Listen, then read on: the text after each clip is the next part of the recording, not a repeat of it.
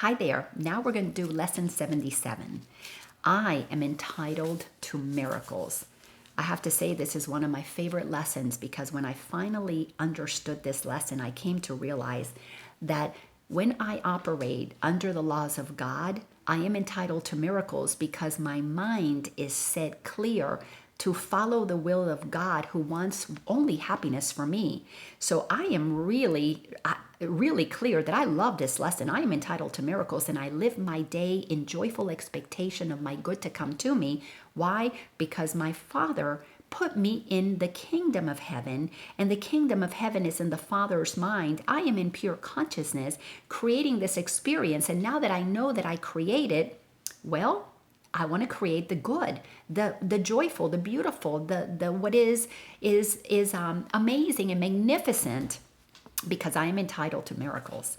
Paragraph number 1. You are entitled to miracles because of what you are. You will receive miracles because of what God is. So you are the child that God gave the power to create. God is the one who decided that you are powerful, that I am powerful. So therefore, miracles are our birthright. And you will offer miracles because you are one with God. Because we know that every one of us is one. We know that we are made of love. We know we're that consciousness, that energy that is pure love. Of course, we're going to offer miracles because miracles are transformative for everybody. Again, how simple is salvation? It is merely a statement of your true identity. It is this that we will celebrate today. Paragraph 2. Your claim to miracles does not lie in your illusions about yourself. It does not depend on any magical powers you have ascribed to yourself, nor on any of the rituals that you have devised. You don't have to bow down 47 times a day. You don't have to go do prayers facing one direction. You don't have to go to the priest for confession. You don't have to get a degree and graduate top of your class. You don't have to do anything to earn what God has given you simply because you exist and you are a child of God. Sentence number 3 in paragraph 2, it is inherent in the truth of what you are that you can claim your miracles. It is implicit in what God your Father is, the creator of all that is. It was ensured in your creation and guaranteed by the laws of God. It is a law that the universe says yes to everything you think about because your mind is projecting what you believe you deserve. And if you believe you deserve victimization, you will get that. If you believe you deserve to be free, you will get that. But you have to decide which laws you're going to follow because your mind is going to produce it, it's going to create it because of what you are, a child of God.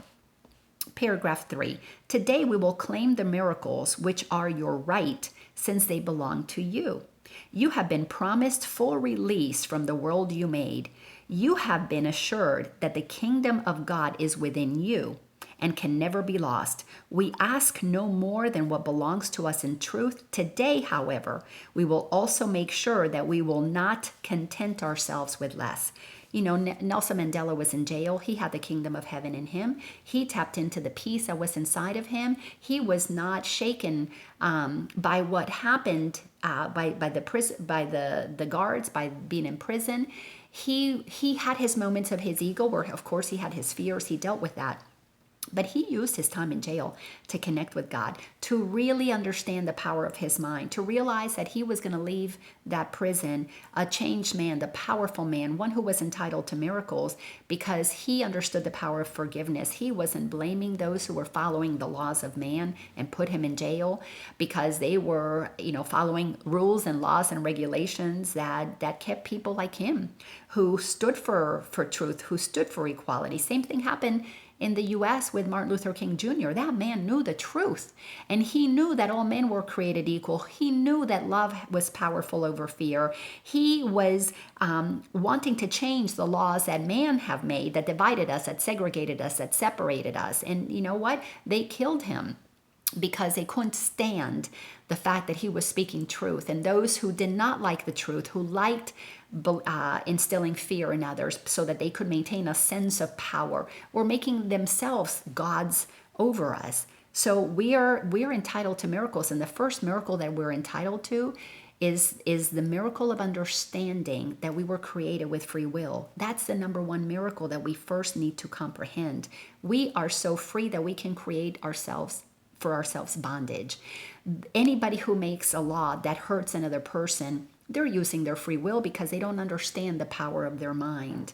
So we've got to get really clear that we've got to come inside and do a lot of forgiveness work, do a lot of self-awareness work, do a lot of getting ourselves right with God work, so that we can then begin to utilize the power we've always had, use it for the greater good of all instead of for the selfish greed of few.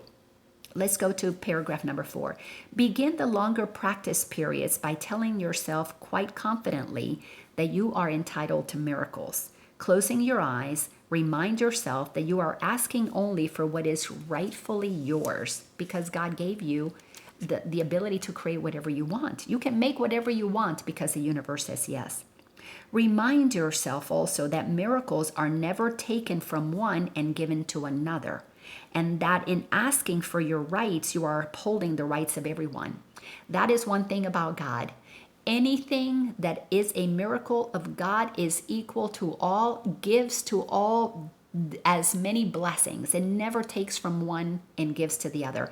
The laws that say that the haves deserve it and these don't, the laws that humans create that bail out some but not others, the laws that favor some but not others, those are all man-made laws because they separate, they segregate, they divide, they let some have and others, it takes from others. And here it is telling us right here, remind yourself also that miracles are never taken from one and given to another. So keep wanting the good for everybody, for yourself and for everybody, and all of us will benefit from that. And that in asking for your rights to receive what God says you deserve, your happiness, your liberty, your ability to be creative, infinitely creative, because that's who you are upholding the rights of everyone. You want it for you, you want it for all. Miracles do not obey the laws of this world. They merely follow the laws of God. You know, when you begin to practice trusting God and you begin to practice the characteristic of honesty, you realize that unless you want something for everybody, you're being dishonest by wanting it only for yourself. If you support, like in politics, a candidate that wants to separate and to divide us, well, that's because you're coming from fear. You're coming from human laws, ego laws.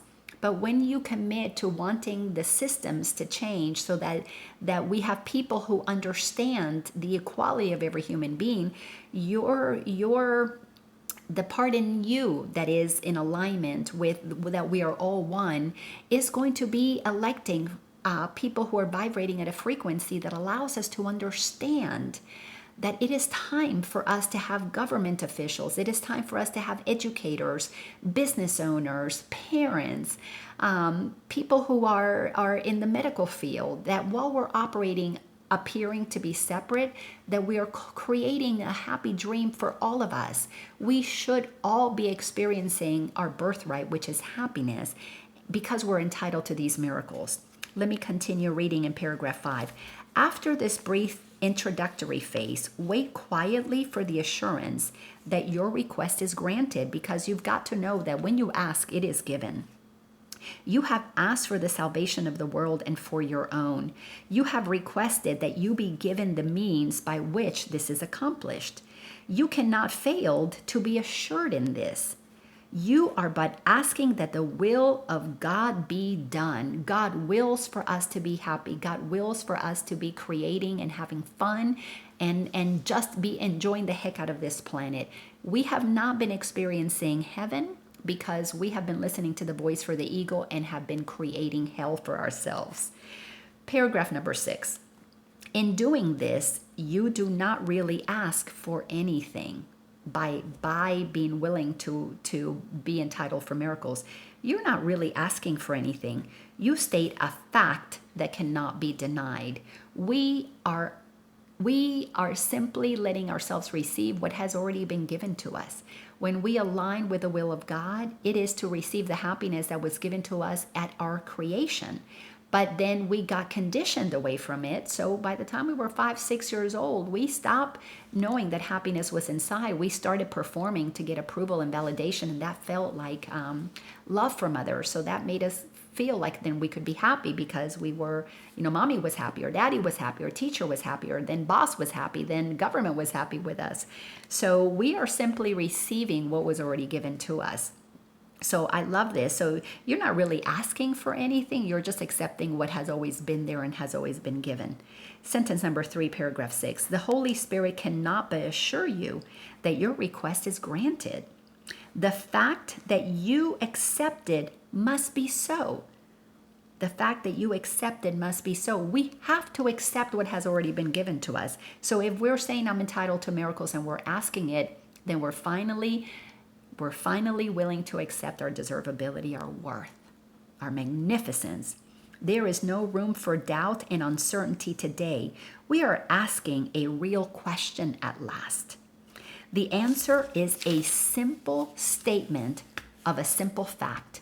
You will receive the assurance that you seek. Paragraph number 7. Your shorter practice periods will be frequent and will also be devoted to a reminder of a simple fact. Tell yourself often today, I am entitled to miracles. Sentence number 4. Ask for them whenever a situation arises in which they are called for. You will recognize these situations. And since you are not relying on yourself to find the miracle, you are fully entitled to receive it whenever you ask.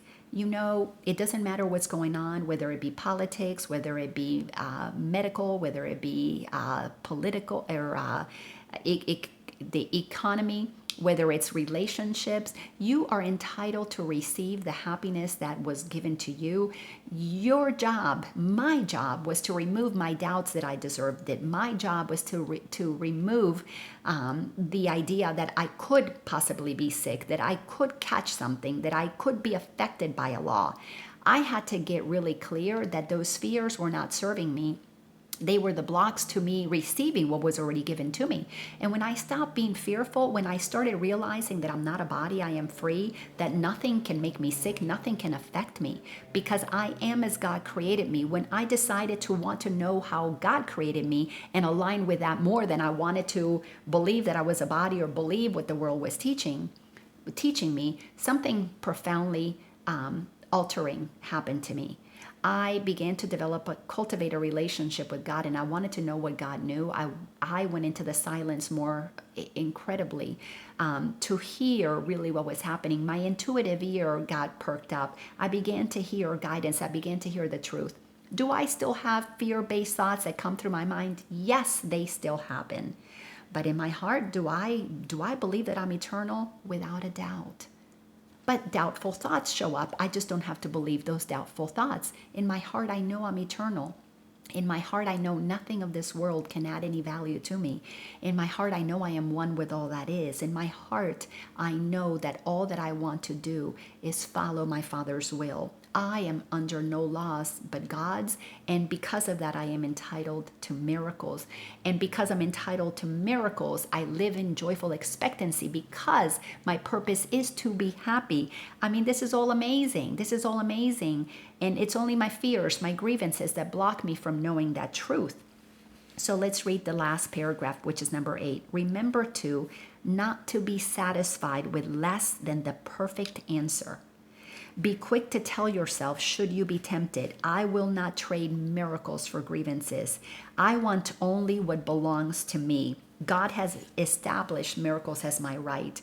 When you declare that you are worthy, magnificent, whole, and complete, all the thoughts unlike that are going to come into your consciousness. Those are the thoughts that you want to let go, because those are the thoughts that block you from you receiving the miracles that are your birthright. Thanks a bunch, and I'll see you in the next lesson.